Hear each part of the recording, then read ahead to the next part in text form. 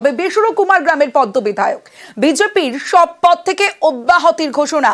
Social মিডিয়ায় post দিয়ে ঘোষণা বিধায়ক কুমারগ্রামের বিজেপি বিধায়ক মনোজ কুমার ওরাও। আরো একবার আপনাদের জানিয়ে রাখবো, বেসুরো কুমারগ্রামের পদ্ম বিধায়ক বিজেপির সব পদ থেকে অব্যাহতির ঘোষণা। সোশ্যাল মিডিয়ায় পোস্ট দিয়ে ঘোষণা বিধায়কের, কুমারগ্রামের বিজেপি বিধায়ক মনোজ কুমার ওরাও।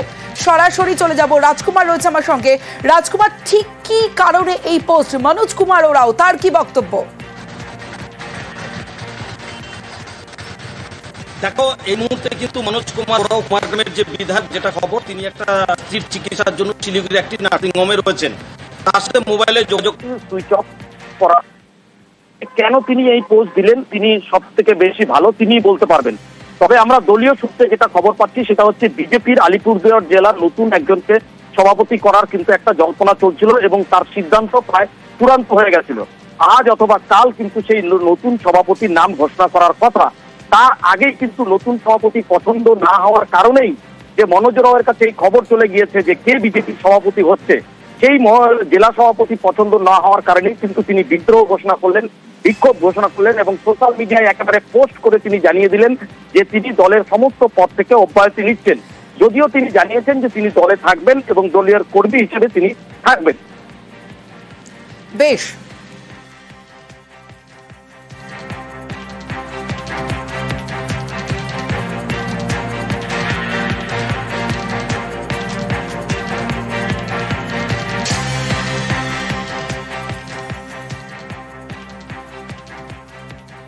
আসি পরের খবরে। তৃণমূলের নজরে চা বাগিচা, বিধানসভার ভোটের আগে নজরে চা বাগানের বুথ। ডুয়ার্সের ৮ বিধানসভায় প্রচার তৃণমূলের নজরে চা বাগিচা। ২৬শে বিধানসভা ভোট আর কয়েক মাস, আর এক বছরও নয়, সময় নেই বিধানসভা ভোট। আর বিধানসভা ভোটের আগে নজরে চা বাগানের বুথ।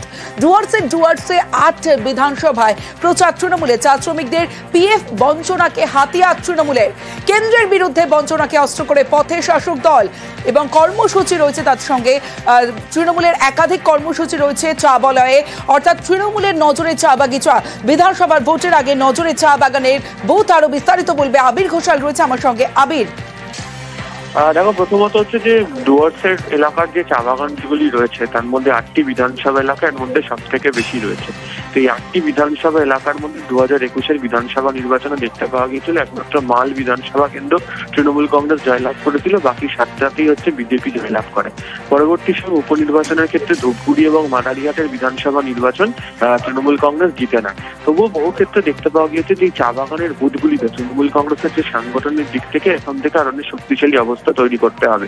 এই বুথগুলিকে সংগঠনে শক্তিশালী করার জন্য বিশেষ স্লোগান নিয়ে তৃণমূল কংগ্রেসের তরফ থেকে মিছিলের আয়োজন। এই পদযাত্রা যেটা নাম দেওয়া হয়েছে সেখানে তারা উল্লেখ করেছেন মোদির কথা বনাম মমতার কাজ।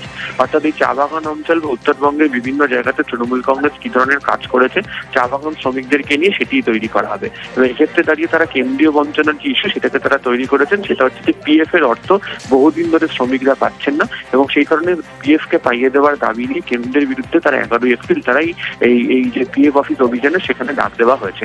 এবং এই পদযাত্রার ক্ষেত্রে যেটা দেখতে পাওয়া যাচ্ছে সেটা হচ্ছে 8ই এপ্রিল তারা শুরু করবেন। 10ই এপ্রিল রাত্রিবেলা গয়ের কাটাতে আলিপুরদুয়ারের সংকোচ থেকে বিভিন্ন চা বাগান ঘুরে যে পদযাত্রা করে আসবে। আর অন্যদিক থেকে হচ্ছে ধূপগুড়িতে, অন্যদিকে হচ্ছে জলপাইগুড়ির দিক থেকে আবার একটি মিছিল আসবে, সেই মিছিল এসে সেখানে চলে আসবে। তাহলে এই যে পরিস্থিতি যেটা তৈরি হবে, সেখানে গয়ের কাটাতে তারা রাত্রিবেলা থাকবেন এবং সেখান থেকে তারা এই অভিযানকে করবেন। ফলে সব মিলিয়ে হচ্ছে তৃণমূল কংগ্রেসের তরফ থেকে উত্তরবঙ্গের চা বাগানকে বিশেষ করে জোর দেওয়া হচ্ছে এবং সেই কারণেই এই কর্মসূচির সিদ্ধান্ত। বেশ, আবির। সেন্ট্রাল গভর্নমেন্ট পরিচালিত মোদী সরকারের হাতে থাকা বাগান, সেই বাগানে ওয়েজ হচ্ছে না, সেই বাগানে স্কুল বাস নেই। কেন্দ্রীয় সরকারের যে চা শ্রমিকদের প্রতি ধারাবাহিক বঞ্চনা এবং বিশেষ করে পার্লামেন্ট সেশনে যেহেতু এই প্রশ্নের উত্তরগুলো আমরা পেলাম, একদম লিখিত উত্তর, এবং প্রভিডেন্ট ফান্ডের মতো বিষয়টি রয়েছে, আমরা ঠিক করেছি আগামী 8 তারিখ থেকে 11 তারিখ, এপ্রিল মাসের 8 থেকে 11 অবধি আমরা কর্মসূচি ঘোষণা করেছি। 11ই এপ্রিল 3টের সময় জলপাইগুড়ির রিজিওনাল পিএফ অফিস, যেটা প্রকৃতপক্ষে একটি ঘুঘুর বাসা, সেই পিএফ অফিস ঘেরাওয়ের ডাক আমরা দিয়েছি আইএনটিটিউসি অনুমোদিত তৃণমূল চা বাগান শ্রমিক ইউনিয়ন থেকে। News flash. বাগুইয়াটি দেশবন্ধু নগরের দিকে নজর রাখবো। শহরে বাদ ডান্সারের রহস্য মৃত্যু। বাগুইয়াটি দেশবন্ধু নগরের ফ্ল্যাটে বাদ ডান্সারের দেহ অভিজাত আবাসনে 3 তলার ফ্ল্যাট থেকে দেহ উদ্ধার, তরুণী ডান্সারের গলায় আঘাতের চিহ্ন আর তরুণীর বয়ফ্রেন্ডকে আটক করেছে বাগুইআটি থানার পুলিশ। শহরে বাদ ডান্সারের রহস্য মৃত্যু। সরাসরি চলে যাব, সুস্মিতা রয়েছে আমার সঙ্গে, সুস্মিতার সঙ্গে কথা বলবো। সুস্মিতা, এখনো পর্যন্ত প্রাথমিক তদন্তে কি উঠে আসছে এবং সেই তরুণীর বয়ফ্রেন্ডকে তো ইতিমধ্যে আটক করা হয়েছে, তাকে জিজ্ঞাসাবাদে এখনো পর্যন্ত কি আপডেট?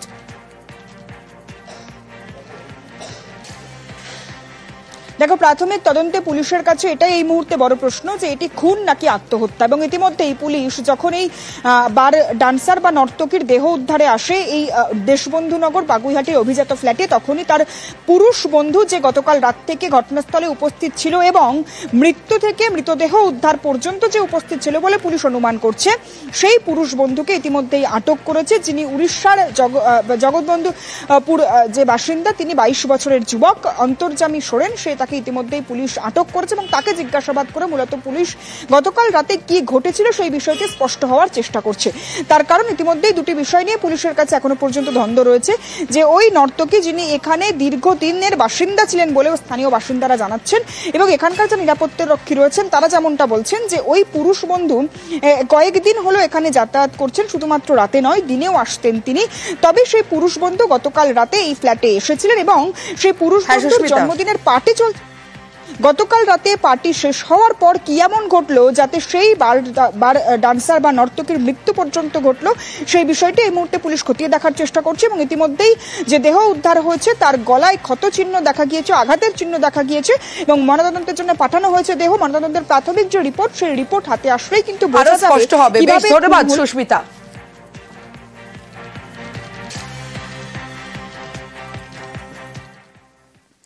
হাওড়া মালে পাঁচঘড়ায় ভ্যাটে শিশুর দেহ, শালকিয়া জিটি রোডের ধারে ভ্যাট উদ্ধার দেহ, আর প্লাস্টিকের প্যাকেটে মুড়ে ভ্যাটে সদ্যজাতের দেহ। পুলিশের অনুমান অন্য কোথাও থেকে এনে ফেলা হয়েছে এই দেহ। এখনো পর্যন্ত তদন্তে কি আপডেট জানাবে বিস্তারিত আমার সঙ্গে দেবাশিস চক্রবর্তী রয়েছে। দেবাশিস, দেখো, এই মুহূর্তে কিন্তু তদন্ত শুরু করেছে মালিবাজঘড়া থানা পুলিশ এবং এলাকার সিসিটিভি চেক করে দেখা হচ্ছে যে কবে এই শিশুটিকে ফেলা হয়েছিল। মূলত আমরা জানি যে হাওড়া শহরে ভ্যাটের একটি সমস্যা ছিল, সেখানে মুক্ত আবর্জনা জমেছিল দীর্ঘদিন ধরে। পুলিশ মনে করছে সেই সুযোগ নিয়েই কেউ বা কারা তারা এই প্লাস্টিক বন্দি ভাবে একেবারে সদ্যজাত এক শিশুকে তারা এখানে ফেলে প্লাস্টিক বন্দি করে তাকে ফেলে রেখে গেছিল। আজ যখন ভ্যাট পরিষ্কারের সময় সেটিকে দেখতে পায়, তারপরেই খবর যায় মালিবাজঘড়া থানার পুলিশের কাছে। পুলিশ এসে ইতিমধ্যেই সেটিকে উদ্ধার করেছে এবং সেটি ময়না তদন্তের জন্য পাঠানো হয়েছে। বেশ, তমলুকের একটি স্কুল আর সেই স্কুলের পাশেই বিপজ্জনক বাড়ি। ছবিটা প্রথমে আপনাদের দেখাবো, ছবিটা দেখুন। এইভাবে বিপজ্জনক বাড়ি, পুরসভা ইতিমধ্যেই বিপজ্জনক বাড়ি হিসেবে নোটিশও দিয়েছে। যে কোনো মুহূর্তে ঘটতে পারে বড় দুর্ঘটনা। প্রাণ হাতে যাতায়াত করতে হচ্ছে পড়ুয়া শিক্ষকদের, কারণ ঠিক এই বাড়ির পাশেই রয়েছে তমলুকের শান্তনাময়ী গার্লস হাই স্কুল। আর সেই গার্লস হাই স্কুলে প্রতিদিন শিক্ষক থেকে পড়ুয়া তারা আসেন এবং এই স্কুলে ক্লাস করেন, কিন্তু প্রাণ হাতে নেই, কারণ এই বিপজ্জনক বাড়ি যেভাবে অবস্থায় রয়েছে যে কোনো সময় দুর্ঘটনা ঘটতে পারে। কিন্তু তারপরেও কেন এই বাড়ি ভেঙে ফেলা হচ্ছে না বা অন্য কোনো ব্যবস্থা নেওয়া হচ্ছে না জানবো। আমার সঙ্গে সুজিত ভৌমিক রয়েছে। সুজিত, দেখো, এখন বিপজ্জনক বাড়ি এবং সে কারণে কিন্তু পুরসভার পক্ষ থেকে লিখে দেওয়া হয়েছে, ইতিমধ্যে ঘোষণা করা হয়েছে, ব্যানার দেওয়া হয়েছে যে বিপজ্জনক বাড়ি। এবং যে বাড়ি বলা যায় ভেঙে পড়া মানেই কিন্তু স্কুলের ক্ষতি, যেখানে একের পর এক রাজ্য জুড়ে দেখা যাচ্ছে পুরনো বাড়ি ভেঙে পড়ছে, দুর্ঘটনা ঘটছে। সেখানে শতাব্দী এখানে যে তমলুকের শহরের উপর যে নামী স্কুল, প্রাচীন স্কুল শান্তনাময়ী স্কুলের একেবারে গা ঘেঁষে রয়েছে এই বিল্ডিং, যে বিল্ডিং থেকে ইতিমধ্যেই খসে পড়ছে তমস্যি একের পর এক ইট বালি, তার যে পুরনো চাঙ্গর, তার মধ্যেই কিন্তু আতঙ্কের মধ্যেই স্কুল কর্তৃপক্ষ রয়েছেন। তারা পুরসভাকে বলেছেন এবং দ্রুত ভেঙে ফেলা হোক, কিন্তু আইনি জটিলতায় ভেঙে ফেলা যাচ্ছে না বলে পুরসভা বলেছেন। কিন্তু তা নিয়ে যে একেবারে প্রশাসনের দ্বারস্থ হয়ে সমস্যা মেটাতে হবে সেটাও কিন্তু তিনি জানিয়েছেন। সব মিলিয়ে তমস্যি অবস্থা কিন্তু খুব জটিল হচ্ছে এবং পরিস্থিতি খুব ভয়ঙ্কর হচ্ছে, তাই দ্রুত সমস্যা মিটুক চাইছেন সকলে। তমস্যি। বেশ সুজিত।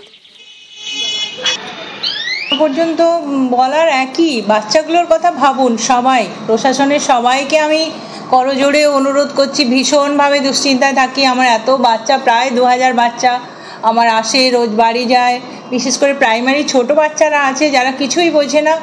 সাধারণ মানুষের যেমন জীবন সংশয় রয়েছে, সংকট রয়েছে, ভয় রয়েছে, আমার নিরীহ বাচ্চাগুলো, তারা ছোট বাচ্চা, তাদের জন্য ভয়টা আরও বেশি।